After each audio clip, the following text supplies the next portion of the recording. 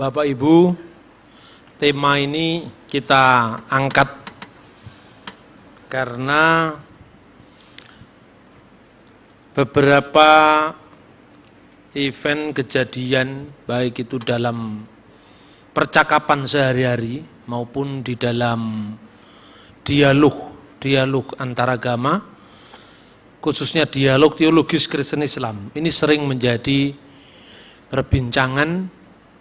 Bahkan satu pihak mengatakan dia yang paling murni tauhidnya atau keesaan Allah, dan menuduh yang lain tidak memahami keesaan Tuhan dengan benar.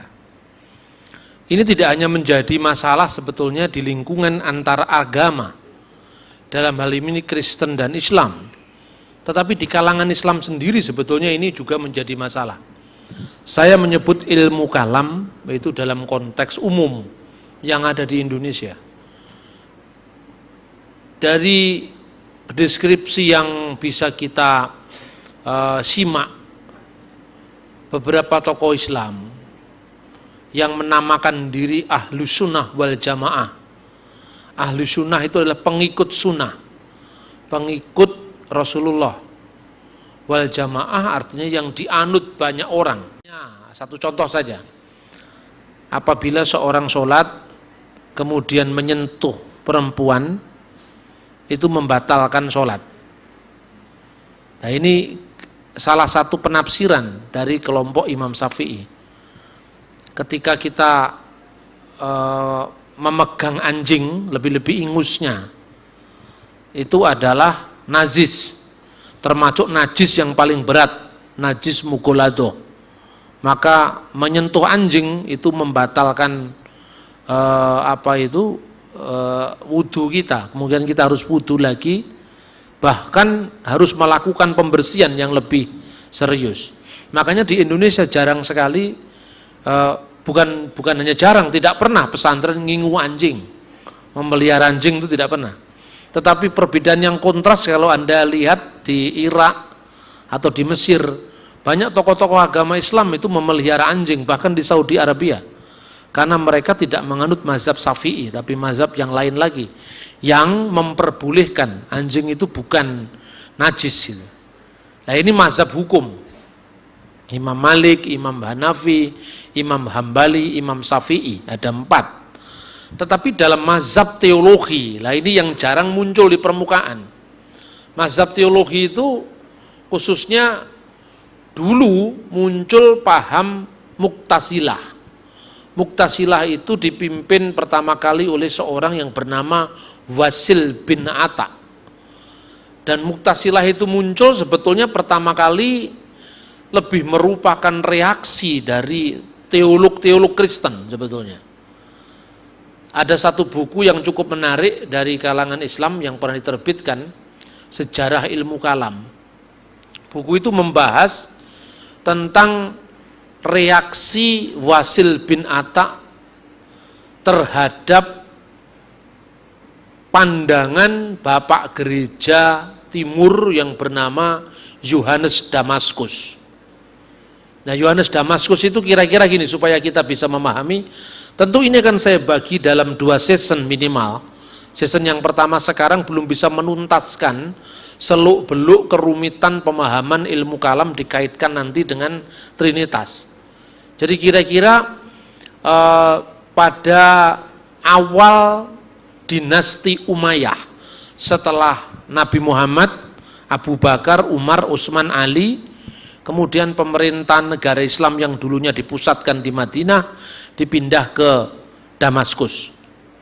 Nah, pada awal-awal pemerintahan dinasti Umayyah itulah hidup seorang teolog yang sangat terkenal di dunia Kristen Timur khususnya, namanya adalah Yohanes Damaskus.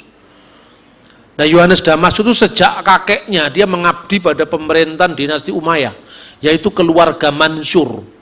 Karena awal-awal pemerintah Islam itu membutuhkan administrator Kristen, intelektual Kristen, penerjemah Kristen. Makanya keluarga Mansur ini mulai dari zaman kakek, anak, sampai cucunya yaitu Yuhanna Mansur atau Yohanes Mansur ad-Dimaski. Di Indonesia kalau Yohanes itu nggak dikaitkan dengan Mansur. Yohanna Mansur ad-Dimaski, yang meskipun akhirnya dia meninggalkan kehidupan politik, hingar-bingarnya dunia politik, lalu dia menyendiri menjadi seorang rahib atau biarawan di Dir Marsaba di Yerusalem. Itu kelihatan sekali kalau dari atas bukit itu, di biaranya itu harus dinaik karena di atas bukit. Nah, disitulah dia mengakhiri menghabiskan masa tuanya dengan menulis buku, menulis apologetika terhadap kesalahpahaman Islam. Dia menulis salah satu buku yang terkenal itu namanya De Harsibus, yang artinya bidat-bidat. Lalu di situ dia menggolongkan Islam sebagai salah satu aliran Kristen terakhir yang namanya heresi Kristen, yang menyangkal keilahian firman Allah karena menurut Yohanes Damaskus dipengaruhi oleh ajaran Arianisme. Berangkatnya dari sana sebetulnya. Arianisme itu pandangan Arius yang menyangkal bahwa firman Allah itu kekal. Ada waktu di mana firman Allah pernah tidak ada. Dan firman Allah ini dikaitkan dengan Yesus sebagai firman yang pada mulanya adalah firman, firman itu bersama-sama dengan Allah dan firman itu adalah Allah. Nah, kemudian Yohanes Damaskus itu memberikan pertanyaan seperti ini. Jikalau Anda ditanya oleh saudara muslim tentang siapakah Yesus, maka Anda harus menanyakan balik kepada mereka, menurut Al-Quran yang kamu miliki, dengan sebutan apa Yesus itu disebut dalam kitab sucimu sendiri? Saudara muslim pasti akan menjawab, Yesus itu adalah Rasul Allah. Selain Rasul Allah, dia adalah kalimatullah, firman Allah yang diberikan kepada Maryam dan roh daripadanya. Setelah dia menjawab seperti itu karena mengutip Al-Quran itu sendiri, tanyakanlah kepada mereka, menurut kalian apakah firman Allah itu diciptakan atau tidak diciptakan? Kalau dia menjawab diciptakan, berarti ada waktu di mana Allah ada, firman-Nya pernah tidak ada. Itu berarti bahwa Allah pernah tidak bisa berfirman. Lah kalau Allah itu pernah tidak punya firman, berarti Allah pernah tidak maha kuasa. Pertanyaan kedua, kalau seandainya firman itu diciptakan, dengan apa Allah menciptakan? Allah menciptakan dengan firman-Nya. Apabila dia menghendaki sesuatu, dia hanya berfirman jadi, maka jadilah. Dalam Alkitab dikatakan jadilah terang, maka terang itu jadi. Lah kalau firman-Nya diciptakan, dengan firman mana ia menciptakan firman itu tadi? Begitu juga roh. Lebih dahulu mana antara Allah dan rohnya? Kalau dijawab lebih dulu Allah, berarti rohnya pernah tidak ada. Selain wujudnya sudah ada, rohnya belum tidak ada. Berarti Allah pernah mati karena pernah tidak memiliki roh. Nah, tetapi kalau dijawab itu lebih dulu rohnya, lalu rohnya siapa? Kira-kira seperti itu. Maka kalau dia menjawab firman dan roh Allah itu sama kekal dengan Allah, kalau begitu kamu percaya dengan Tritunggal, itulah Tritunggal yang kami imani. Kira-kira seperti itulah argumentasi Yohanes Damaskus. Kemudian Wasil bin Atta, itu pendiri aliran Mu'tazilah, itu kemudian menyangkal karena kalau kita menganggap Quran itu bukan makhluk, kalau kita menganggap Quran itu tidak diciptakan, berarti ini sama aja dengan Kristen, katanya gitu. Orang Kristen mengatakan firman tidak terciptakan karena Allah menciptakan dengan firman-Nya. Kalau kita lihat Quran secara fisik, itu memang diciptakan karena apa itu, kertasnya itu bikin pabrik, huruf Arab itu berkembang, sesuatu yang berkembang diciptakan. Kan begitu kan? Tetapi di balik yang tidak diciptakan itu, Quran itu adalah firman Allah yang kekal bersama-sama dengan Allah, karena Allah tidak mungkin pernah ada tanpa firman-Nya. Kan kira-kira seperti itu. Nah, argumentasi ini akan segera mudah ditarik untuk membela iman Kristen. Loh, kalau kamu sendiri bisa mengakui Quran itu nggak diciptakan, padahal Quran itu kertas. Kertas itu dari pabrik kertas, dari pabrik leces atau daripada larang. Apa sulitnya kamu menerima firman menjadi manusia? Loh, Yesus kan mati loh, kertas kan bisa terbakar juga. Kira-kira seperti itu. Maka Basil bin Atta mengatakan bahwa Quran itu tercipta. Duh, lalu bagaimana ketika Allah mengatakan Allah menciptakan dengan firman-Nya? Sesungguhnya yang disebut firman, yang disebut kudrat, yang disebut irodat, itu adalah zat Allah sendiri. Itu hakikat Allah sendiri. Tapi kan Quran mengatakan Allah itu punya mata. Mata Allah di segala tempat. Allah mengatakan Quran mengatakan Allah menciptakan dengan kedua tangannya. Quran mengatakan Allah itu, tangan Allah di atas mereka, artinya pertolongan Allah di atas mereka.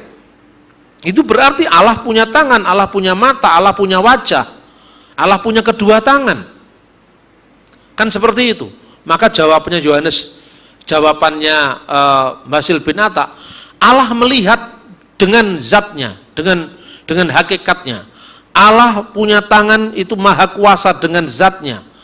Allah melihat dengan zatnya, Allah mendengar dengan zatnya, bukan dengan telinganya, bukan dengan matanya, kira-kira seperti itu. Nah, kemudian Asy'ari mula-mula ini menjadi pengikutnya Mu'tazilah. Tetapi lama-kelamaan dia keluar dari Mu'tazilah dan dia mendirikan aliran teologi sendiri yang akhirnya disebut Asy'ariyah, yang nanti digabung dengan namanya Al-Maturidi, ya. Maturidi itu pandangan teologisnya tidak jauh berbeda dengan Asy'ari, kemudian disebut Ahli Sunnah wal Jamaah. Nah, kira-kira gaung perdebatan ini menggambarkan paralelisasinya dengan ketika gereja menghadapi Arius.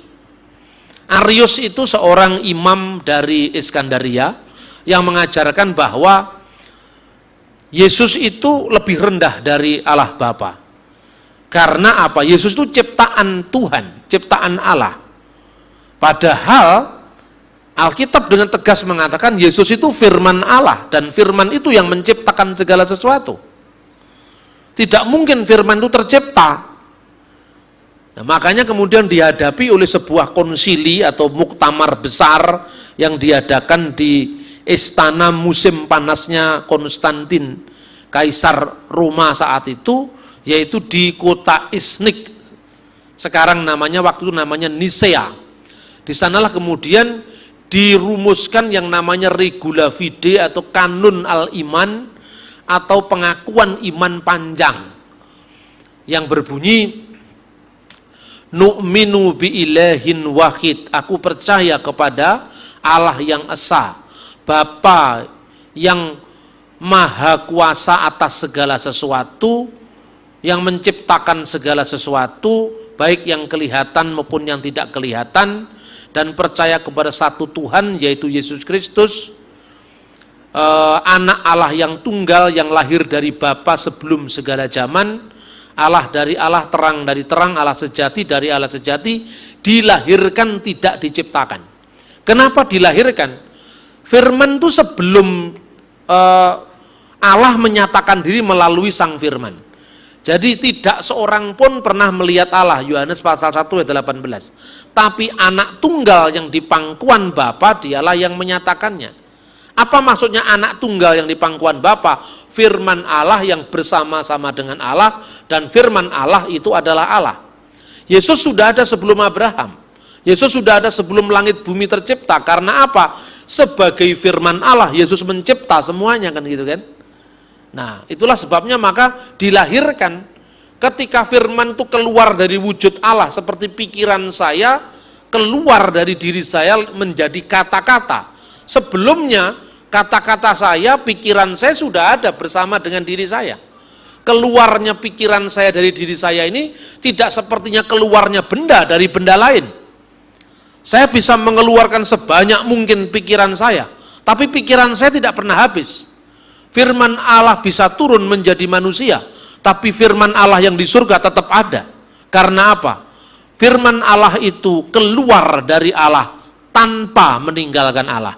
Lu kok bisa? Karena Allah itu bukan bakpao, Allah itu bukan benda, Allah itu bukan manusia yang terikat ruang dan waktu. Allah itu adalah roh, dia bisa hadir di segala tempat. Gampang saja jawabannya. Ketika Arius mengatakan bahwa firman itu diciptakan. Tidak mungkin firman itu diciptakan. Maka di akhir diktum Konsili Nicea itu, dan kami percaya pada Roh Kudus, titik. Belum dijelaskan Roh Kudus itu dari mana, hubungannya dengan Bapa atau wujud Allah seperti apa, hubungannya dengan firman atau putra Allah seperti apa. Aku percaya kepada Roh Kudus, titik. Dan kepada orang yang berkata, pernah ada waktu di mana firman Allah pernah tidak ada, atau diciptakan dari ketiadaan, diciptakan dari tidak ada menjadi ada, atau dia memiliki hakikat lain dari wujud Allah, atau dia bisa rusak, atau bisa berubah, bisa bergeser, maka terhadap ajaran yang demikian, gereja yang satu, yang kudus dan yang apostolik mentahrim atau menyatakan semuanya adalah sesat. Itu tahun 325. Jadi jauh sebelum ilmu kalam Islam itu muncul. Nah, akhirnya dalil bahwa firman Allah tidak diciptakan itu kemudian digemakan kembali oleh ahli sunnah wal jamaah, khususnya Imam Asy'ari ketika menghadapi aliran Mu'tazilah yang seperti Arius menyangkal firman Allah itu tidak kekal karena firman Allah itu ciptaan, Quran itu ciptaan. Maka kemudian ada ungkapan, man khola innal Qur'an makhlukun fahuwa kafir. Barang siapa mengatakan bahwa Al-Quran itu diciptakan, maka dia kafir. Tentu maksudnya bukan kertasnya itu nggak diciptakan, bukan wujud fisiknya nggak diciptakan, karena jelas wujud fisik Quran yang bisa rusak, yang bisa terbakar, yang bisa robek, itu bukan hakikatnya. Tapi hakikatnya firman Allah yang terkandung di dalamnya tidak bisa rusak, tidak bisa bergeser, kira-kira seperti itu. Penegasan ini mirip satu sama lain, tapi tentu ada bedanya. Nah, inilah Asy'ari. Kemudian Asy'ari punya pandangan beda dengan Mu'tazilah. Allah itu melihat dengan matanya, tapi tanpa boleh bertanya bagaimana matanya. Allah itu mendengar dengan telinganya, tapi tidak boleh bertanya bagaimana telinganya. Bila kaif wala tasbih. Kita tidak boleh bertanya, kita hanya mengagungkannya, mentransendensikannya, kira-kira seperti itu. Nah, kemudian disusul kemudian oleh ulama berikutnya yang bernama Al-Maturidi. Al-Maturidilah kemudian yang merumuskan dalil as-sifatul laisatil dzat walahiyya ghairuha. Sifat-sifat Allah itu tidak sama dengan zatnya, tapi juga tidak beda dengan zatnya. Tidak sama artinya apa? Berbeda. Tapi juga tidak beda. Tidak beda artinya apa? Sama. Berarti antara sifat Allah dengan Allah itu tidak sama, tapi juga tidak beda. Jadi artinya tidak sama artinya beda, tidak beda artinya sama. Ya, bicara tentang Tuhan memang selalu bulat. Nah, kalau sudah bulat itu kenapa kok nyerang yang lain? Firman bersama-sama dengan Allah. Dan firman itu adalah Allah. Lu Kristen tuh membingungkan. Ya sama bingungnya juga. Sifat tidak sama dengan Allah tapi tidak beda dengan Allah, kan itu kan? Memang antara Kristen dan Islam itu kalau sama-sama jujur sebetulnya bisa saling paham. Kristen tuh kenapa rumit? Karena diajarkan maka rumit. Kalau Islam nggak rumit kan, nggak pernah diajarkan. Syahadat Islam itu kan cuma dua, asyhadu alla ilaha illallah wa asyhadu anna Muhammad Rasulullah. Sesungguhnya aku bersaksi bahwa tidak ada ilah lain selain Allah, dan sesungguhnya adalah Muhammad adalah utusan Allah. Titik, sudah. Islam langsung kalau begitu ngomong begitu. Tidak dijelaskan bagaimana antara Allah Maha melihat dengan apanya. Allah menciptakan dengan dua tangan, apa tangannya Allah sama dengan tangannya Petro, klawe-klawe begini kan nggak sama. Itu pun sampai sekarang menimbulkan perdebatan yang sengit. Berita yang paling akhir adalah ketika penerbitan Al-Quran oleh Majelis Mujahidin Indonesia. Majelis Mujahidin Indonesia itu menuduh Departemen Agama telah melakukan sekian ribu kesalahan penerjemahan Quran yang menyebabkan umat Islam Indonesia menjadi teroris. Yang disalahkan katanya Departemen Agama. Nah, padahal sebenarnya yang teroris ya Majelis Mujahidin itu bukan Departemen Agama kan. Tetapi saya berpikir apa hubungannya kok sampai Departemen Agama disalahkan? Karena apa? Departemen Agama khususnya pada penerjemahan pertama zamannya Pak Mukti Ali itu menerjemahkan ayat-ayat tangan Allah, mata Allah, wajah Allah itu apa adanya, karena menganut aliran Asy'ari tadi. Setelah Imam Asy'ari, Al-Maturidi, setelah Maturidi Ibnu Hambal, dia diadili oleh pengadilan pada zamannya dinasti Umayyah. Ibnu Hambal ditanya, apakah kamu percaya bahwa Allah punya tangan? Ya, saya percaya. Kenapa? Karena Quran berkata Allah punya tangan. Tapi kami tidak boleh bertanya bagaimana tangannya. Takon tok dosa. Apakah kamu percaya Allah punya mata? Ya, saya percaya Allah punya mata. Tapi kami tidak boleh bertanya bagaimana matanya. Artinya matanya Allah tidak sama dengan matamu. Kira-kira seperti itu. Kamu percaya bahwa Allah itu menciptakan dengan kedua tangannya? Ya, saya percaya. Tapi kami tidak boleh bagaimana tangannya. Ayat-ayat ini disebut ayat-ayat mutasyabihat, ayat-ayat yang tidak bisa dicerna dengan akal manusia. Oleh Departemen Agama edisi pertama dibiarkan saja, yadallaha fauqa aydihim, tangan Allah di atas tangan mereka, ditulis saja tangan Allah di atas mereka. Nah, begitu Al-Quran ini disponsori oleh Arab Saudi, sejak muncul edisi yang laks itu dibiayai oleh Arab Saudi, semua hasil penerjemahan para ulama Indonesia yang menerjemahkan tangan Allah diterjemahkan dengan tangan apa adanya, dirubah oleh pemerintah Arab Saudi yang menjadi tim penerjemahan Quran yang terbaru. Jadi kata yadallah tidak boleh diterjemahkan tangan Allah, tapi harus Allah menolong atas mereka. Jadi tangan Allah artinya Allah maha menolong, mata Allah artinya Allah maha melihat, kira-kira seperti itu. Wajah Allah artinya hakikat atau zat Allah ada di segala tempat. Jadi tidak boleh dikatakan wajah Allah seperti wajah kita, tangan Allah seperti tangan kita, seperti itu. Majelis Mujahidin lebih ekstrim lagi dari pemerintah Arab Saudi, dikatakan bahwa ulama-ulama Indonesia itu sesat. Karena mereka mengartikan tangan kok seperti tangannya manusia, itu akan menunjuk kepada aliran mujasimah di mana Allah diserupakan dengan makhluknya. Sampai hari ini perdebatan itu tidak tuntas. Jadi kalau Anda sempat silakan beli buku terjemahan Al-Quran versi Majelis Mujahidin Indonesia. Kalau nggak ada di toko buku, Anda bisa pesan langsung kepada pengurus pusatnya di Jakarta. Tapi tolong juga Anda pelajari Quran sebelum diterjemahkan ulang. Jadi Anda cari Quran terjemahan Saudi. Jadi artinya apa? Ini dalam Islam pun menjadi masalah yang rumit. Serumit Tritunggal juga gitu loh. Jadi kalau Tritunggal itu rumit karena diajarkan. Seumpama kita tidak mengajarkan ya tidak rumit lah. Pokoknya percaya bahwa tidak ada ilah lain kecuali Allah yang esa, sesuai dengan sabda Yesus, dengarkanlah wahai Israel, Tuhan Allah kita, Tuhan itu esa, dan kami percaya bahwa Yesus Kristus adalah juru selamat dunia, kan titik kan? Tidak sulit. Ketika Anda bergereja di Pantekosta, nggak terlalu sulit dengan bergereja di Protestan atau di Katolik. Karena pengakuan imannya kan sempit sekali. Aduh, percaya Yesus sebagai Tuhan, percaya, haleluya, tepuk tangan, dengan pulang, selesai itu. Terus ditakoni kan bingung, apa hubungannya Tritunggal, Bapa, Putra, dan Roh Kudus, ya kan? Tapi kalau di Protestan agak sulit sedikit karena ada pengakuan iman panjang. Dan kepada Yesus Kristus anaknya yang tunggal, Tuhan kita yang dikandung dari Roh Kudus. Kalau pengakuan iman rasuli nggak ada sulitnya, karena itu sederhana.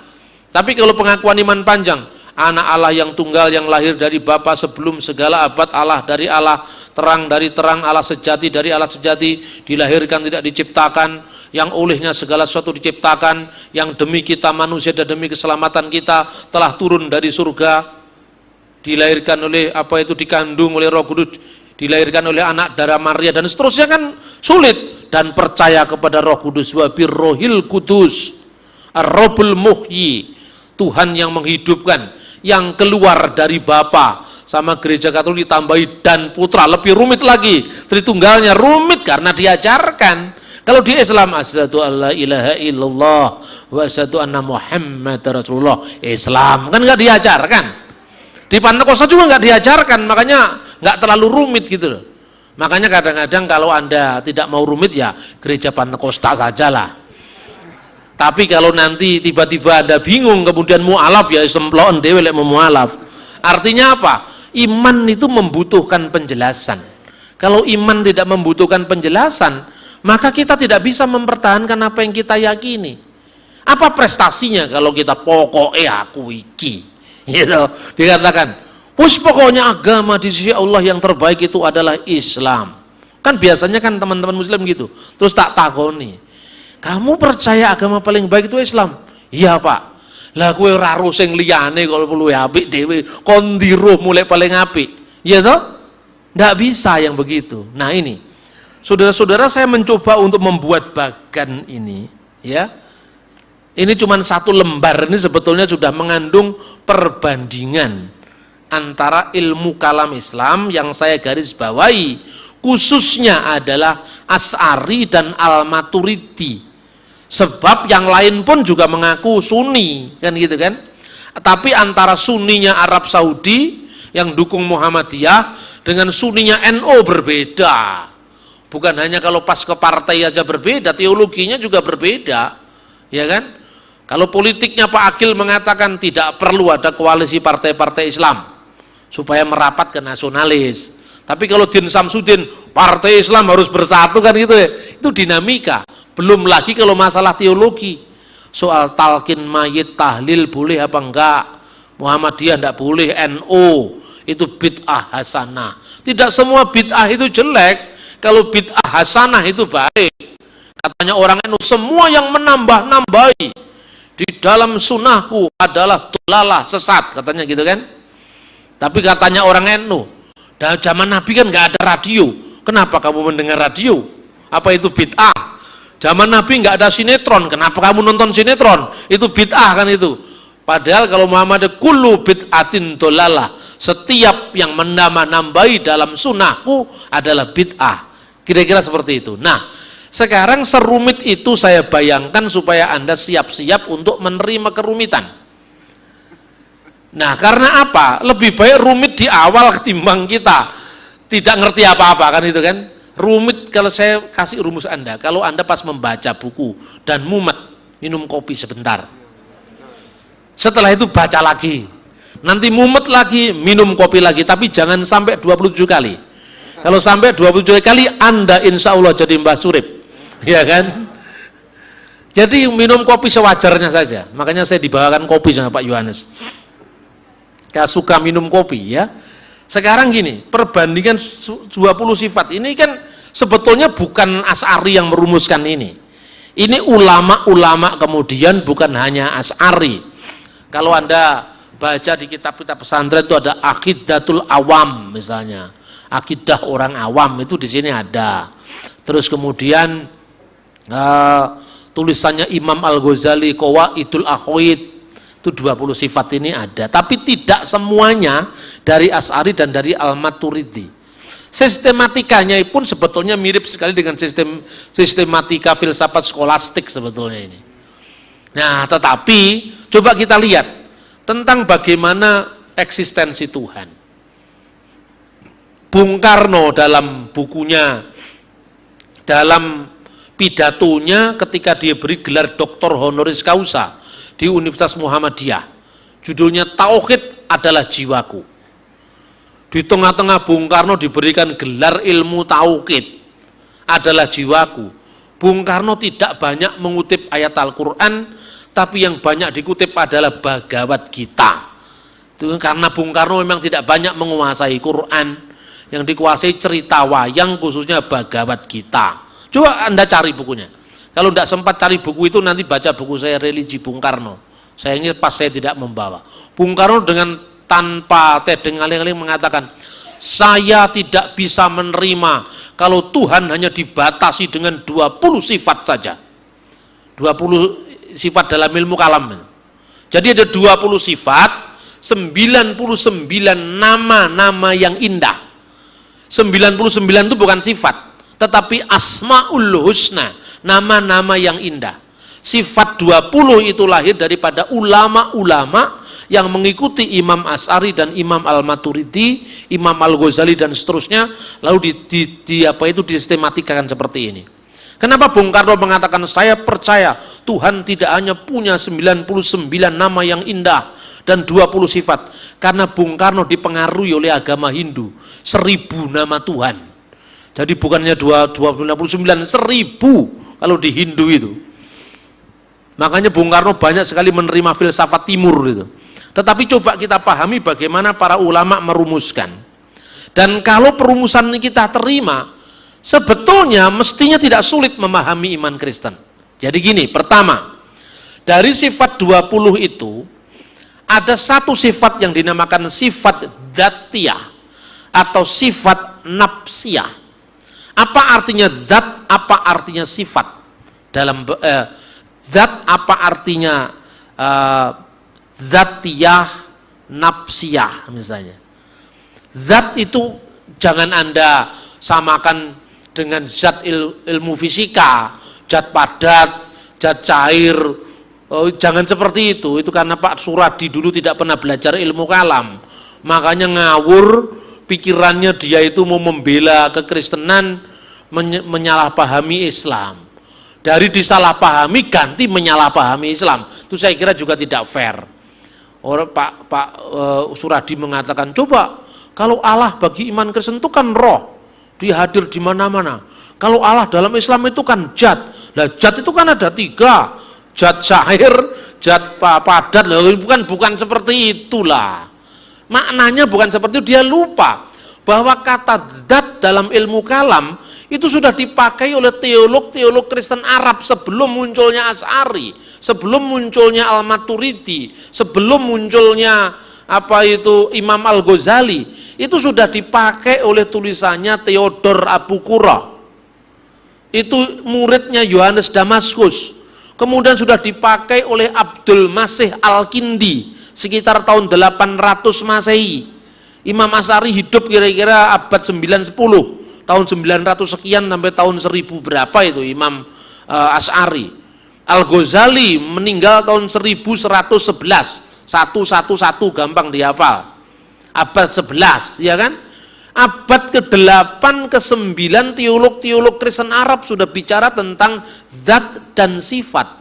Zat itu artinya substansi. Zat itu misalnya gini ya, kalau di dalam bahasa Arab penggunaannya ya, dia sendiri, huwa datuhu, himself. Itu diterjemahkan dalam bahasa Arab huwa datuhu atau huwa nafsuhu, dia sendiri, self. Itu adalah dat. Jadi bukan dat dalam ilmu fisika, cair padat, itu bukan itu maksudnya. Nah, kemudian sifat yang ada mutlak pada diri Tuhan, yaitu dia ada, al-wujud. Jadi 20 sifat itu ditempatkan, yang pertama wujud, artinya Allah itu ada. Lalu dijelaskan sifat keberadaan, yaitu sifat nafsiyah atau sifat dzatiyah, yaitu sesuatu yang tidak bisa diterima oleh akal apabila Allah tidak disifatkan dengan sifat ini. Atau bisa juga dikatakan sifat untuk menentukan adanya Allah, di mana Allah menjadi tidak mungkin ada tanpa adanya sifat ini. Hanya satu, yaitu wujud. Wujud itu ada, bukan maujud. Kalau maujud itu ya ini kebendaan ini.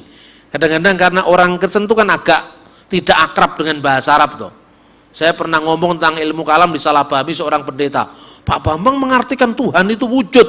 Lah semua wujud itu kan eksisten bahasa Inggris, bukan maujud seperti watu, kayu itu maujud. Maujud itu berada secara fisik. Kalau wujud itu hanya keberadaan itu sendiri. Nah, wujudnya manusia kelihatan fisiknya, punya mata, punya hidung, punya tangan, tangannya pun terbatas, ya kan? Makanya ada ungkapan maksud hati memeluk gunung, tetapi apa daya hanya bisa memeluk kursi, kan gitu kan? Itulah artinya apa? Ini keterbatasan wujud manusia. Kalau Allah wujudnya bukan fisik, non fisik. Itulah sebabnya Alkitab mengatakan Allah itu roh. Coba gambarin roh kan nggak bisa. Ya kan, seperti anak Papua, diajari gurunya, suruh gambar. Gambar apa? Ya terserah, gambar apa? Gambar apa namanya, buaya. Dia nggak ngerti gambar buaya. Kemudian gurunya datang, loh si Obed, mana buayanya? Karena gurunya datang, dia coret ini. Mana buayanya? Tadi ada, Bu. Tapi karena ibu datang, dia takut buayanya lari, ini bekasnya. Apa itu pengertiannya apa? Kelihatan, apapun kelihatan. Kadal, buaya, tekek itu kan kelihatan. Manusia. Tapi Allah itu tidak kelihatan, tapi ada. Karena itu, adanya Allah beda dengan adanya makhluk. Pertama apa? Ini sedikit ilmu filsafat. Adanya Allah itu ada absense, ada dengan sendirinya. Tetapi kalau manusia, dinosaurus, kadal, tekek, cecak, itu manusia yang itu namanya ada abs alio, ada karena diadakan oleh Sang Maha Pengada. Ini baru satu seri ngomong ada ini, ya kan? Memang semua ini kan lahir dari permenungan filsafati. Jadi sebetulnya adanya Allah itu berbeda dengan adanya makhluknya. Kemudian muncullah sifat salbiyah. Ini saya bercerita tentang ilmu kalam Islam dulu, nanti kita bandingkan dengan iman Kristen. Maksudnya sifat salbiyah itu sifat yang menolak apa yang tidak layak bagi Tuhan, atau sifat yang digunakan untuk meniadakan sesuatu yang tidak layak bagi Allah. Sifat salbiyah ini ada 5. Satu apa? Kidam. Kidam artinya terdahulu, tidak punya awal. Kemudian yang kedua bakhok, kekal, tidak punya akhir, tidak berkesudahan. Keempat mukhalafatulil khawadis, berbeda dengan ciptaannya, dengan makhluknya. Kelima qiyammuhu bin nafsih, berdiri sendiri. Allah itu kan berdiri sendiri. Dia tanpa tergantung dengan yang lain. Makanya kalau kadang-kadang orang Kristen karena pemahamannya itu kan terlalu letterlah gitu kan, makanya kadang-kadang kenapa firman Allah menjadi manusia? Ibarat kita dengan ciptaan yang lebih rendah.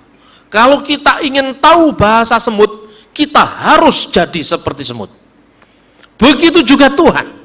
Karena manusia tidak bisa menangkap bahasa Tuhan, maka Tuhan harus menjadi manusia. Terus saya tanya, yang mengharuskan Tuhan siapa? Ya tidak ada, Pak, loh. Kok harus? Berarti itu bertentangan dengan kedaulatan Tuhan kalau kamu mengharuskan Tuhan jadi manusia. Loh, itu kan terserah Tuhan. Tidak ada kata harus untuk Tuhan. Harus itu untuk kita. Harus itu kata-kata guru kepada muridnya. Harus itu kata-kata suami pada istrinya. Harus itu kata-kata ibu pada anak-anaknya. Harus itu kata pemimpin kepada yang dipimpinnya. Tapi kalau mengatakan Tuhan harus jadi semut, yang mengharuskan siapa? Wong Tuhan kok diharuskan? Nah, ini bahasa sehari-hari itu kadang-kadang tidak kita sadari, itu membatasi Tuhan. Jadi karena Tuhan sendiri punya inisiatif, firman-Nya menjadi manusia, itu karena kedaulatannya. Bukan kita yang mengharuskan, kan gitu. Kemudian terakhir adalah esa.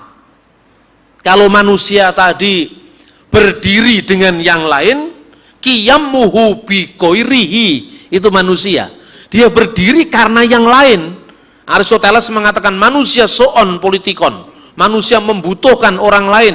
Karena apa? Manusia itu adalah qiyammuhu bi ghairihi. Tapi kalau Allah qiyammuhu binafsih, dia berdiri sendiri tidak tergantung dengan yang lain. Yang terakhir wahdaniyah, serba esa. Perhatikan, semua sifat ini tidak menjelaskan apa hubungannya dengan wujud, tetapi dia hanya mendeskripsikan wujud. Nanti bandingkan dengan Tritunggal.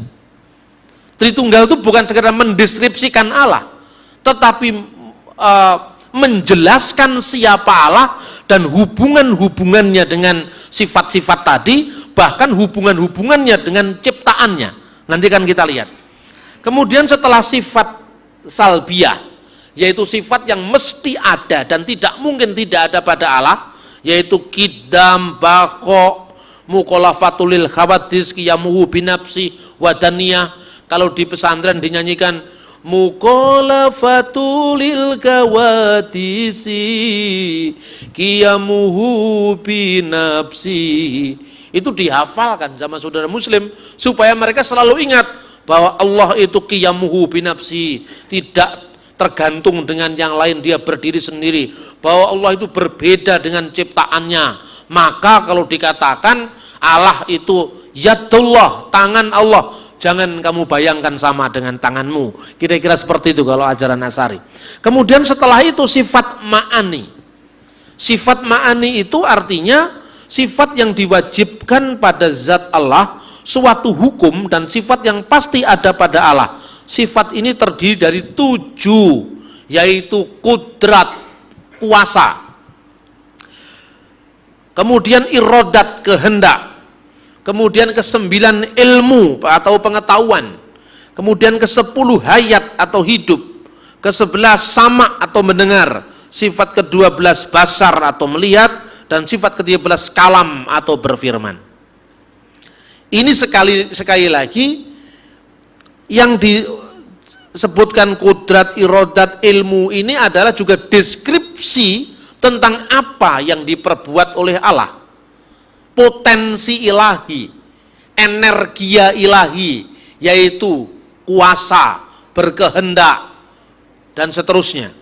Nah, kemudian bagaimana selanjutnya sifat yang ke-14 dan sifat yang ke-20 ini hanya mendeskripsikan sifat nomor 7 sampai sifat nomor 13. Misalnya kudrat, ka'unnuhu qadiran, keadaannya berkuasa. Kemudian irodat, ka'unnuhu muridan, keadaannya berkehendak. Kemudian ilmu, ka'unnuhu aliman, keadaannya berpengetahuan.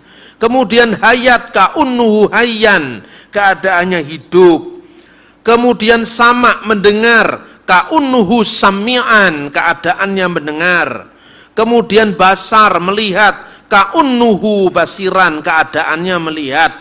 Dan terakhir kalam, berfirman, ka'unnuhu mutakaliman, keadaannya berfirman. Jadi ini tidak menambahkan sesuatu apapun, tapi konsekuensi logis. Karena Allah itu kudrat, kuasa, maka keadaannya berkuasa, bukan keadaannya berdaya, tidak berdaya. Karena Allah itu punya irodat, sifatnya berkehendak, maka unnuhu muridan, keadaannya berkehendak, bukan keadaannya mesti dipaksa oleh orang lain. Seperti dikatakan tadi, Allah harus jadi manusia. Siapa yang mengharuskan Allah jadi manusia? Tidak ada yang bisa mengharuskan Allah, kan? Seperti itu. Nah, bagaimana perbandingannya dengan iman Kristen sekarang? Pernah Pak Hamka bertanya sama Pak Hamran Amri ketika dalam sebuah dialog. Pak Hamran Amri ditanya, jadi menurut Anda, apakah Bapa, Putra, dan Roh Kudus itu bukan berarti Tuhan 3? Lu tidak. Apa artinya Bapa? Ini sayangnya kurang pas jawabannya Pak Hamran. Dia mengatakan, itu kudrat kuasa mencipta. Putra itu kudrat kuasa berfirman. Roh Kudus kuasa hayat. Ditanya sama Pak Rasidi, kenapa hanya 3 kalau memang seperti itu? Nah ini saudara-saudara, kenapa hanya 3? Islam 20 aja kurang, masih bersaing dengan Hindu 1000, kenapa hanya 3? Berarti yang paling sempurna Hindu, di bawah Hindu Islam, khususnya Ahli Sunnah wal Jamaah, setelah itu Kristen, kan gitu kan? Karena cuma 3. Islam 20, 99, Hindu 1000, ndak main-main. Mbuh sing ditulis apa pokoknya 1000, ya kan? Apa seperti itu? Tidak. Kita harus menjelaskan bahwa kenapa Pak hamba Nabi penjelasannya seperti itu? Karena beliau hanya belajar Islam. Tidak pernah belajar Bapak gereja purba, itu kelemahannya. Maka saya harus katakan sekarang waktunya kita menggali sejarah gereja purba. Jangan puas dengan gerakan Pentakosta abad 20. Kita kehilangan 19 abad sejarah kekristenan. Jangan hanya puas dengan reformasi Protestan. Kita akan kehilangan selama 14 abad pertama kekristenan. Jangan puas hanya gereja ritus Latin. Kita akan kehilangan 10 abad 1000 tahun pertama kekristenan. Maka kita harus belajar kekristenan dari para rasul, murid-muridnya para rasul, murid dari muridnya para rasul, konsili-konsili sampai zaman sekarang. Kan lengkap saudara-saudara. Begitu menghadapi gerakan-gerakan yang aneh, jawabannya mudah sekali. Tidak perlu harus cari referensi ke sana kemari. Referensinya pun dari Google kadang-kadang tidak lengkap. Tapi kita sudah sok tahu, merasa yang paling hebat kan? Itu sering kali terjadi. Siapa yang melupakan sejarah, dia sakit ingatan. Kan gitu kan dalilnya, ingat. Siapa yang melupakan sejarah, sakit ingatan. Nah saudara-saudara, kata dat dan sifat dipakai oleh bapak-bapak gereja ketika ungkapan-ungkapan Yunani, ungkapan Latin, ungkapan Aramaik diarabkan. Satu contoh misalnya, kata that artinya self tadi, himself, huwa datuhu, kata that dalam pengertian kedirian yang paling pokok, yaitu hakikat. Segala sesuatu itu kan puncaknya paling dalam itu kan hakikat, ya kan? Hakikat Allah itu diambil dari bahasa Yunani ousia, bukan usia bahasa Indonesia, ousia. Mia ousia tres hypostasis, satu ousia, satu dat yang dideskripsikan dalam 3 hipostasis. Ini pertama kali dalam bahasa Yunani. Lalu Tertullianus abad ketiga, dia merumuskan dalam bahasa Latin una substantia, satu substan, satu substansi yang dideskripsikan dalam 3 persona. Ini abad ketiga, abad keempat.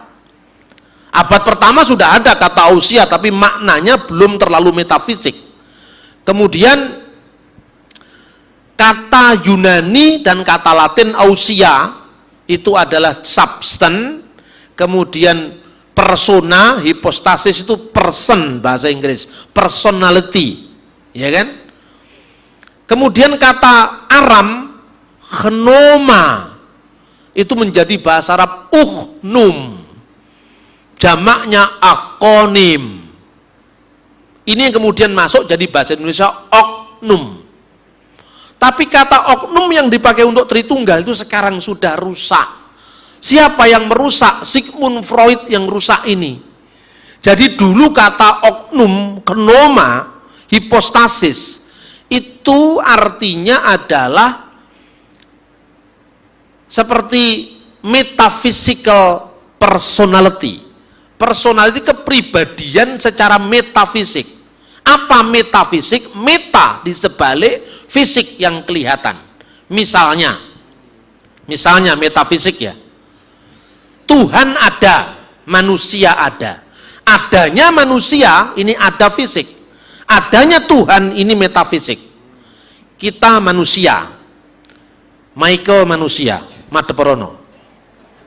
Gitu? Nah, enggak tahu kan? Dia tidak tahu kalau tak ini, nah ini kapan lagi bisa ini, ya? Itu nggak tahu kan? Kira-kira berlaku untuk Tuhan apa enggak ini? Tidak, karena Tuhan itu tidak terikat oleh ruang dan waktu. Itulah person secara metafisik. Misalnya, kalau kita berdoa, Bapa kami yang ada di surga, alamatnya mana surga itu? Ayo sekarang, di mana alamatnya surga? Anda mesti ke atas begini, Bapa kami yang ada di surga. Ini posisi ibadah begini dalam bahasa Ibrani namanya yadah, mengadahkan tangan, ya kan? Apa ya Tuhan itu ada di sana? Tuhan ada di atas, Pak. Sebelum ditemukan pesawat terbang, orang membayangkan mungkin di balik awan ada Tuhan. Ya kan?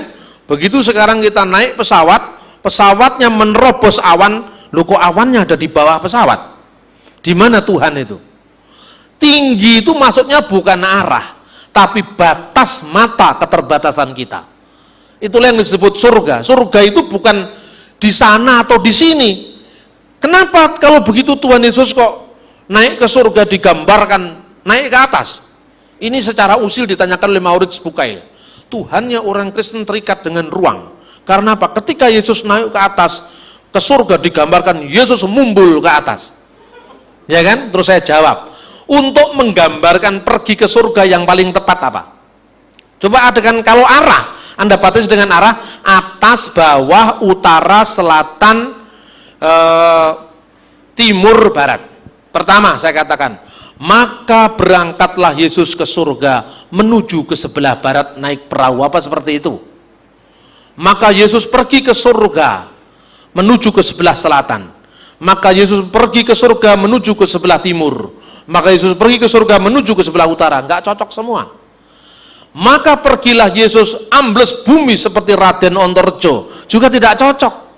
Satu-satunya yang dilihat para murid secara fisik, Yesus naik ke atas. Jadi gambaran ini gambaran keterbatasan mata para murid, bukan gambaran tentang hakikat bagaimana surga itu sebenarnya. Gitu loh cara berpikirnya. Kalau Anda mengatakan misalnya, bagaimana kita bisa menggambarkan Tuhan yang metafisik dan yang fisik? Kalau metafisik, Pak Bambang, sudah sampai mana? Sudah sampai Porong, ini macet saya. Berapa jam lagi akan tiba di Royal Plaza? Oh ya mungkin setengah jam lagi. Dihitung 1 menit, 2 menit. Apa ini berlaku untuk Tuhan? Bapa kami yang ada di surga, benarkah engkau sekarang masih di surga, sedang audiens oleh malaikat-malaikatmu yang kudus? Ataukah sesuai dengan firman-Mu, engkau berada di bait Allah yang kudus di Yerusalem? Lihatlah Bapa, kami sudah kumpul di Royal Plaza ini 200 orang, lebih daripada syarat minimum kehadiran-Mu. 2-3 orang berkumpul aku hadir. Berapa jam lagi engkau akan datang ke Royal Plaza? Dijemput di mana Tuhan? Ini kan orang yang mencelek otaknya yang bertanya seperti ini. Benar apa tidak?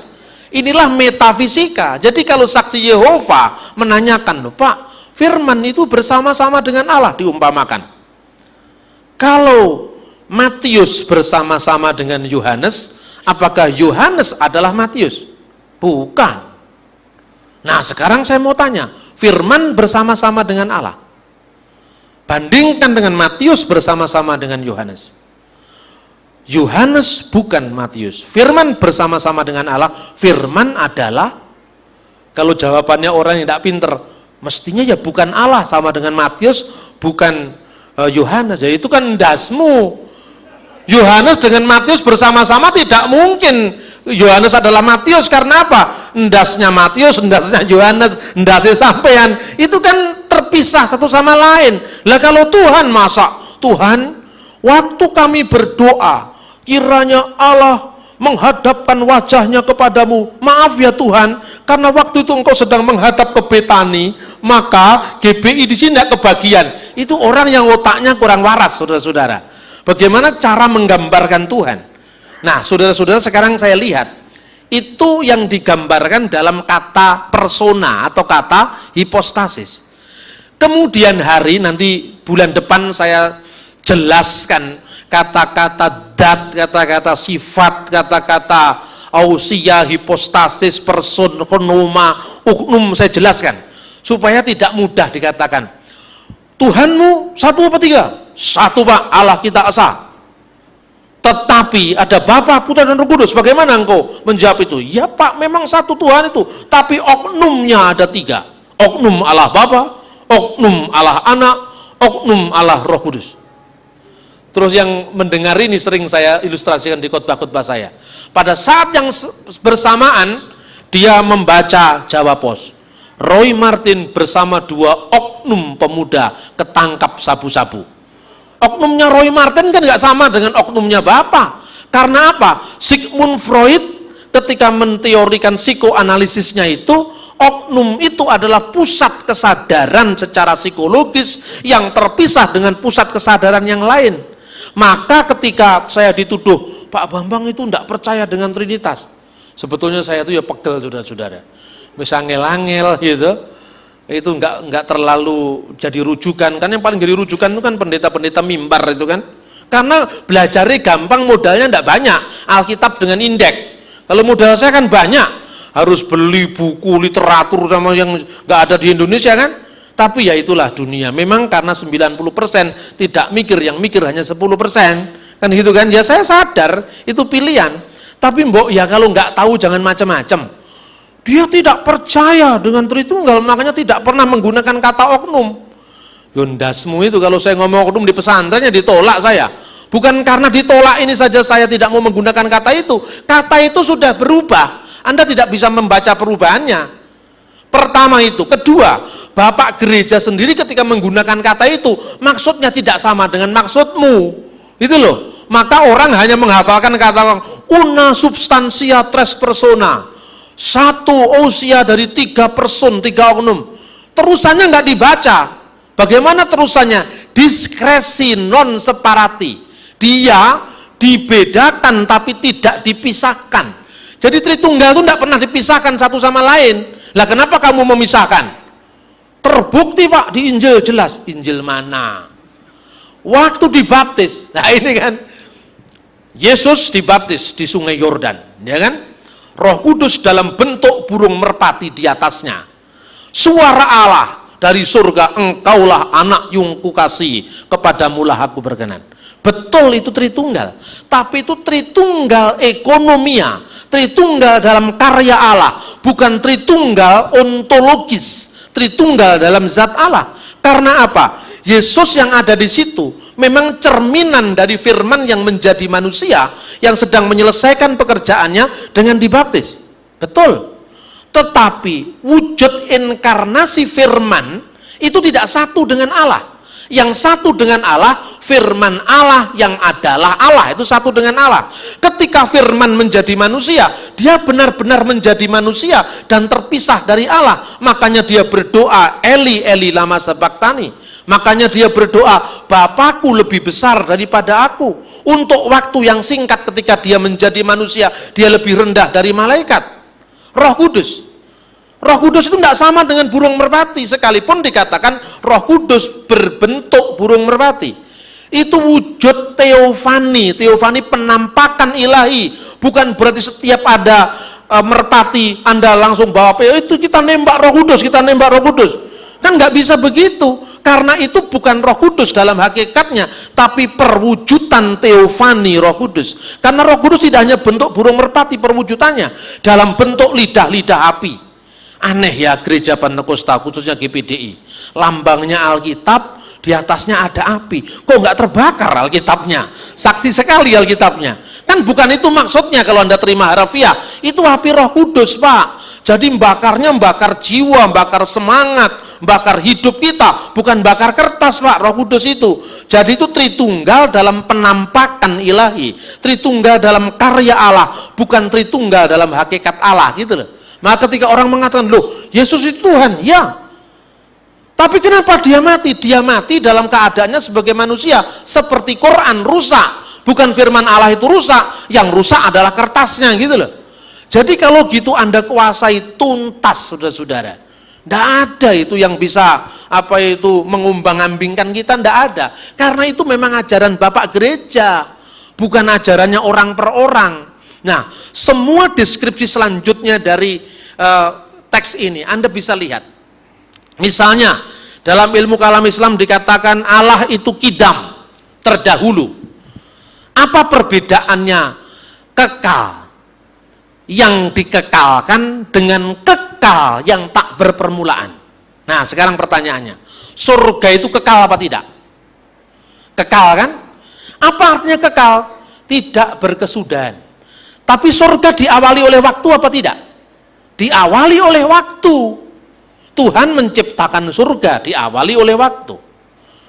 Bidadari surga, ini pandangan Islam ini.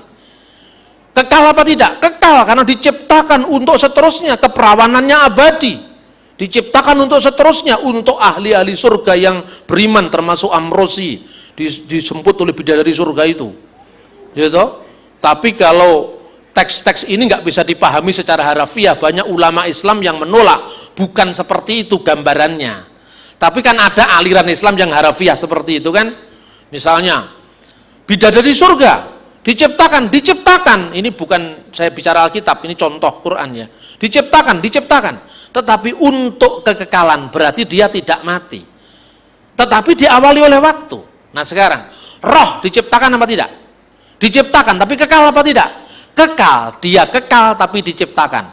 Inilah artinya diawali oleh waktu, tapi tidak terbatas. Karena apa? Dia makhluk roh itu loh, termasuk apa setan, malaikat itu kan makhluk roh. Tapi kalau Yesus Kristus bukan makhluk roh. Kenapa? Karena firman Allah. Firman Allah itu kekal apa tidak? Kekal. Seperti surga kekal, seperti singgasana Allah kekal, seperti akhirat kekal, seperti surga kekal. Tapi surga, akhirat, singgasana ilahi diawali oleh waktu. Pertanyaannya, apakah firman diawali oleh waktu? Tidak. Karena apa? Firman yang menciptakan waktu. Firman yang menciptakan keberadaan. Maka wa yomer Elohim yehiur wa yehiur. Jadilah terang. Allah berfirman, jadilah terang, maka terang itu jadi. Jadi firman tidak mungkin diciptakan. Maka firman itu azali, tidak diawali oleh waktu, tidak diakhiri oleh waktu. Sifat ini hanya ada pada sifat Allah, kekalkan oleh Tuhan. Tetapi firman kekal itu sendiri. Karena apa? Dia tidak diawali oleh waktu. Terus kemudian semua teks ini, hormat dan kemuliaan sampai selama-lamanya bagi Raja segala zaman, Allah yang kekal, yang tidak tampak, yang esa, amin. 1 Timotius 1 ayat 17. Berarti seluruh pengakuan yang disebutkan dalam ilmu kalam Islam sama diakui oleh iman Kristen. Tuhan itu roh, Allah itu esa, kekal, tidak kelihatan. Tidak seorang pun pernah melihat Allah. Loh, kok kita lihat Yesus, Pak? Yang dilihat itu wujud penjelmaan Sang Firman. Firman itu Allah, sebagai firman dia adalah Allah. Tapi kemanusiaan Yesus bisa mati. Makanya dikatakan dia yang dibunuh dalam keadaannya sebagai manusia. Allah itu roh, artinya apa? Allah tidak terikat oleh ruang dan waktu. Allah itu terdahulu dan terkemudian, tidak ada yang menyerupai dia. Ani rison wa ani akhiron umi bal'ati ain Elohim. Akulah yang terdahulu, akulah yang terkemudian, tidak ada ilah selain aku. Siapakah seperti aku? Biarkanlah ia menyerukannya, biarlah ia memberitahukannya, dan seterusnya. Artinya Tuhan tidak serupa dengan ciptaannya, mukolafatulil khawadis. Ingatlah dari hal-hal yang dahulu dan sejak kekekalan, bahwa akulah Allah dan tidak ada yang lain. Akulah Allah, tidak ada yang seperti aku. Bukankah ini persis sama dengan dalil walam yakullahu kufuwan ahad, dan tidak seorang pun, sesuatu pun yang menyerupai Allah. Nah sekarang wujud jelas.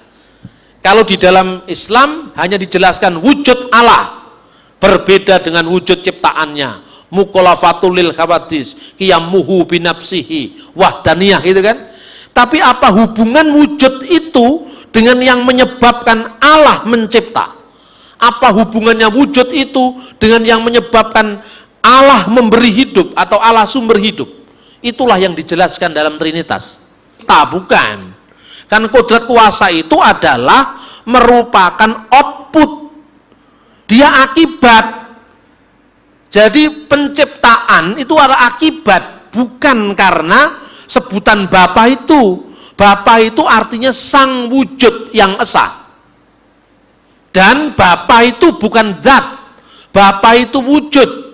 Maka dikatakan ousia, una, substansia atau mia. Ousia, satu hakikat, yaitu hakikat kealahan. Yang dideskripsikan dalam tes hipostasis. 3 hipostasis apa? Hipostasis sebagai wujud.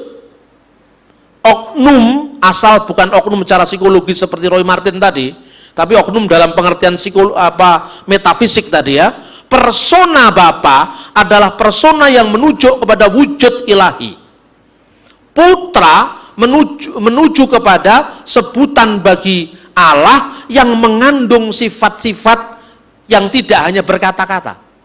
Jadi mari kita lihat sekarang kenapa kata Allah itu dikenal segala sesuatu lewat firman-Nya. Kita akan melihat pada halaman keempat. Halaman keempat ya. Halaman 3. Ini minta maaf kalau saya harus katakan bahwa halaman 2 dulu. Memra atau logos ya. Ini memang agak sulit baca, agak sabar, makanya saya juga sampai berdiri supaya kalau saya ngomong dengan ekspresi Anda bisa nyantol. Tapi kalau saya ngomong dingin kan Anda ngantuk kan. Nah, ini memang karena ngomong sulit itu memang ekstra energi ya. Memra, logos, kalimah. Coba. Memra, kalau kita bandingkan dengan ilmu kalam Islam, logos atau memra tidak hanya berarti kata-kata. Jadi firman itu bukan sekedar berfirman artinya, tapi lebih daripada kata-kata. Coba kita lihat. Atau firman verbal ilahi yang mencipta, tetapi juga mengandung kekuasaan, kehendak, pengetahuan, dan perkataan. Jadi lengkap, seperti dibuktikan oleh Thomas Soknesi. Ada kesejajaran penggunaan logos, memra, dan kalimah dalam Al-Quran yang juga diterapkan bagi Isa Al-Masih. Sekarang kita melihat logos dipakai di mana kata ini. Banyak orang menuduh logos itu diambil dari filsafat Helenisme. Maka prolog Injil Yohanes itu merupakan sebuah himne neoplatonis. Dari ajaran neoplatonisme itu salah besar. Karena kata logos asalnya bukan dari filsafat Yunani, tapi asalnya dari Septuaginta. Misalnya saya tunjukkan terjemahan dari Mazmur 33 ayat 6. Bidafar Yahweh samayim naasu uberwah piu kalsefam. Dengan dafar Tuhan, dengan firman Tuhan, semayim naasu, langit telah diciptakan. Dan dengan roh dari mulutnya, nafas dari mulutnya segala bala tentaranya. Kata bidafar Adonai diterjemahkan to logo to kurio, dengan firman kurios, dengan logosnya kurios, langit telah diciptakan dan seterusnya. Kemudian koh amar Adonai Elohim ha asmot ha elehine ani meni wakim ruah fihitem. Beginilah dafar logos Tuhan Allah kepada tulang-tulang ini. Aku memberi nafas hidup di dalammu supaya kamu hidup kembali. Yeskiel 37 ayat 4-5. Jadi dafar atau logos dalam kedua ayat di atas digambarkan sebagai sabda Allah yang berkuasa menciptakan, ingat berkuasa, kodrat, menciptakan, membangkitkan sesuatu yang sudah mati, sama seperti diekspresikan oleh kata logos atau kalimah dalam bahasa Arab. Kita lanjutkan pada halaman 4 ya. Logos atau dafar sama dengan firman kreatif, firman yang mencipta, yang menyatakan kehendaknya dan ilmunya. Dan berfirmanlah Allah, hendaklah ada terang, maka terang itu ada. Kata firman di sini adalah emer, dixit quae deus dalam bahasa Latin, vulgata. Di sini digunakan emer, emer ini paralel dengan bahasa Aram memra dan paralel dengan bahasa Arab ammar. Maka telah ditegakkan langit bi amrihi, dengan amarnya. Amar, emer, memra dalam bahasa Aramaik. Jadi firman ini atau logos ini bukan sekedar bentuk suara yang terdengar, namun dalam bentuk pikiran atau kehendak yang bukan hanya didorong oleh pertimbangan terhadap sesuatu, melainkan refleksi dari esensi keseesaan dalam hipostasis ilahi atau persona ilahi. Memra atau logos berdiam kekal dalam Bapa, wujud yang esa, dipahami dan diekspresikan sebagai suatu kesatuan dari kehendak dan pikiran, sehingga untuk konteks Allah yang berbicara, konotasinya kuasanya, kodrat, kehendaknya, irodat, ilmu, dan kalam firmannya. Jadi logos dalam iman Kristen tidak hanya berarti berfirman atau berkata-kata secara verbal, melainkan mencakup sifat kodrat, irodat, ilmu, dan kalam. Perhatikan bagan ini. Wujud ini adalah Bapa. Logos, kalimah, memra, firman ini adalah putra.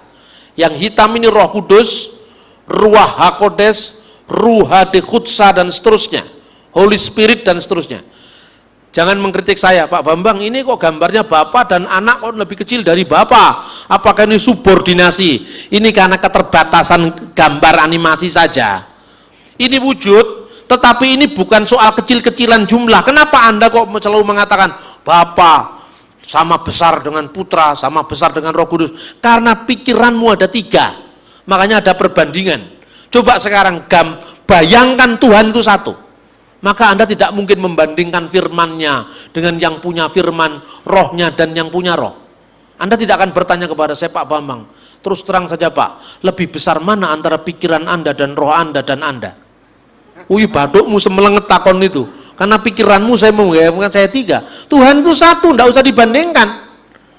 Itu bukunya Wesley Brill, Dasar yang Teguh, itu buku yang tidak salah tapi boros itu.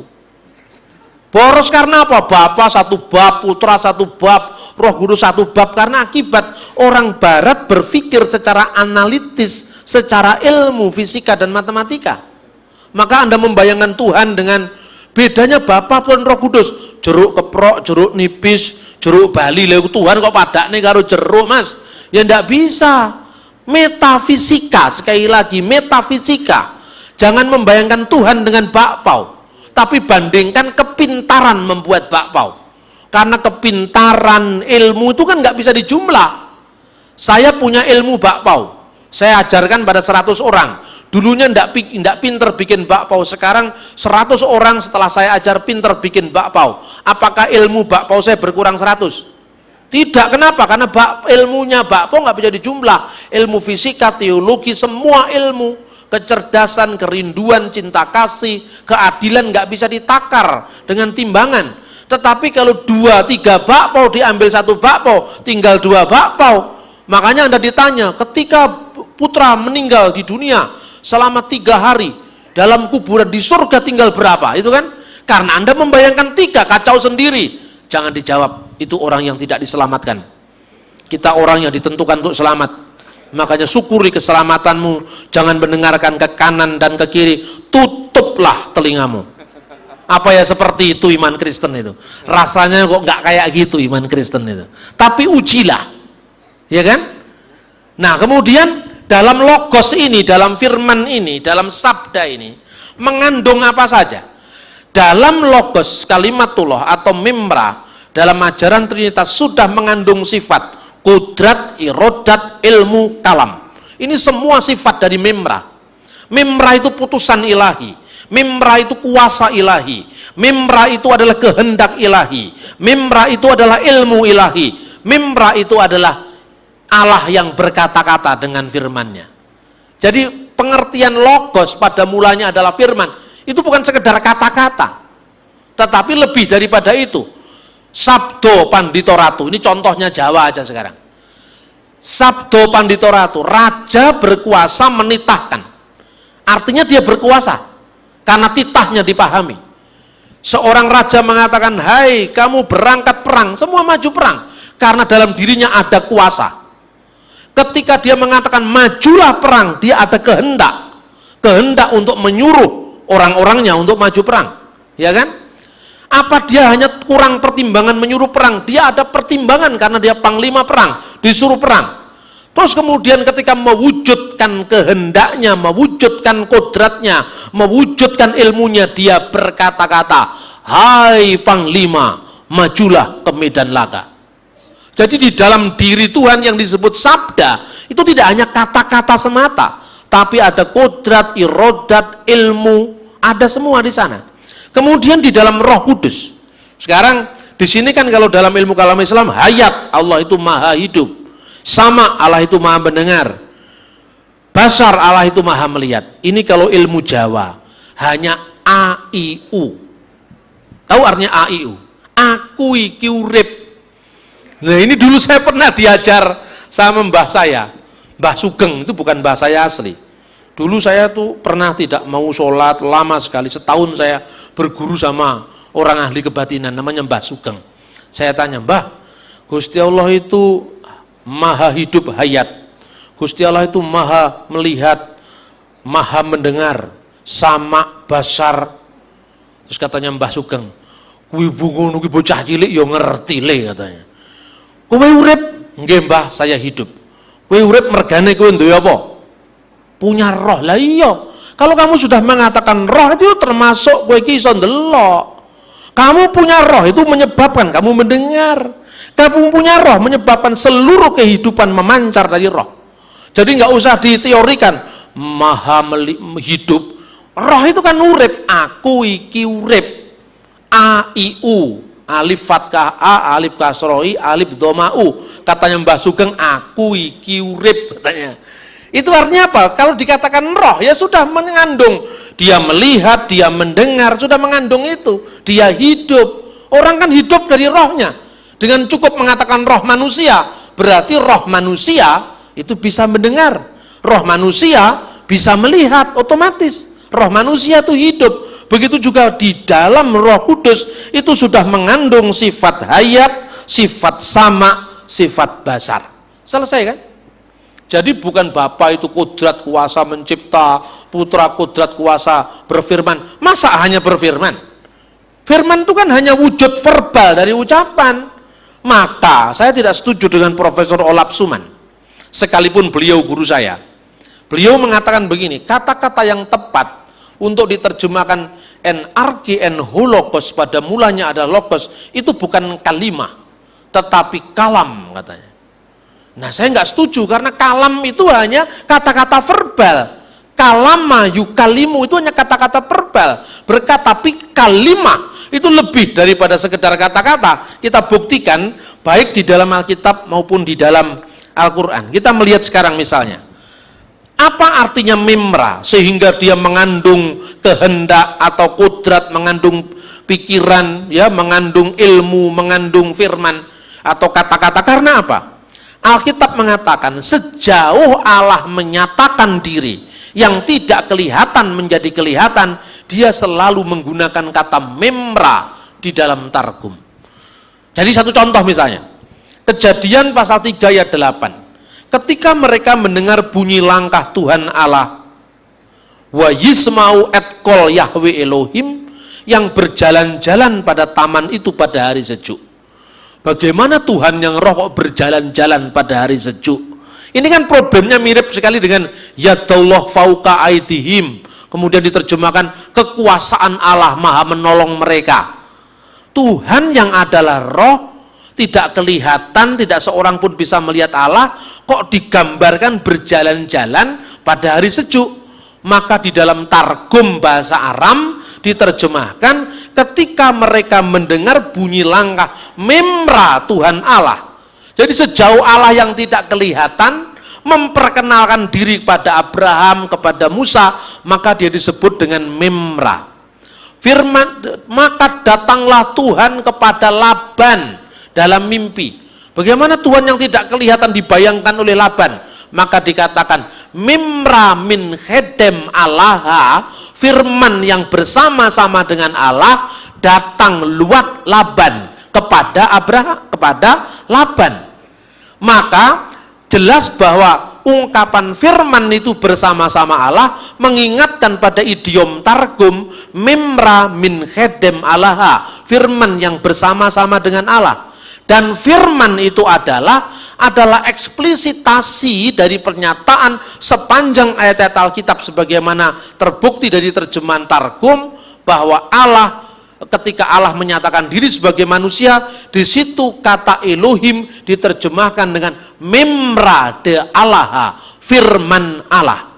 Berarti firman Allah adalah Allah, di pihak lain firman Allah bersama-sama dengan Allah. Yang terakhir, kita lihat bagaimana kesejajaran itu pada halaman 5. Mimra min khedem alaha kei ho logos, bukan ho tu ho, logos and prostonteon. Mimra de alaha kei theos and ho logos.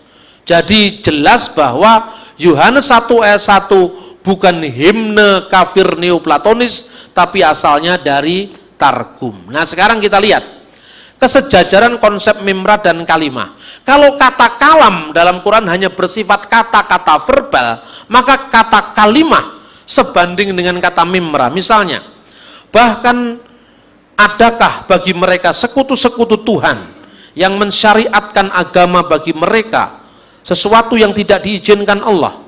Jika bukan karena kalimah yang telah ditetapkan, maka dihukumlah di antara mereka. Jika bukan karena kalimah, di sini diterjemahkan kadang-kadang ketetapan, perintah, ketentuan. Berarti kata kalimah tidak hanya berarti kata-kata verbal, tapi ketentuan itu mengandung kekuasaan Tuhan. Lalu misalnya, tidakkah manusia itu melainkan suatu umat, kemudian mereka berselisih. Kalau bukan karena kalimah Tuhanmu yang telah ditetapkan, maka putusan itu akan diberikan di antara mereka. Di sini dikatakan bahwa kalau bukan kalimatun sabakat min rabbika, ini mirip dengan kata-kata misalnya, sungguh Tuhan yang mengucapkan kipi Adonai diber. Dalam Targum Yonatan diterjemahkan, begitu dinyatakan oleh mimra Tuhan. Yesaya 1 ayat 20, tetapi jika kamu melawan dan memberontak, maka kamu akan dimakan oleh pedang. Sungguh Tuhan telah mengucapkan, sungguh mimra Tuhan telah mengucapkan. Jadi mimra atau anak Allah atau firman Allah bukan hanya kata-kata Allah secara verbal, tetapi juga kodrat Allah, irodat Allah, ilmu Allah, dan kalam Allah. Sementara Roh Kudus tidak hanya berarti dia hidup, tetapi juga seluruh yang berkaitan dengan hidup. Berarti apa? Di situ ada hayat, ada hidup, ada basar, ada maha melihat, ada sama maha mendengar, dan seterusnya. Karena tidak terbatas hanya 20. Begitu juga apabila kita memahami dalam konteks yang seperti ini, maka kita akan lebih jelas memahami perbandingan iman Kristen dengan ilmu kalam Islam untuk saling bisa memahami. Sekali lagi, fil badi'il kanal kalimah wal kalimatu kana indallah wa kana kalimatullah adalah terjemahan yang paling tepat dari kata logos, kalimah, bukan kalam seperti yang diusulkan oleh Profesor Olaf Suman.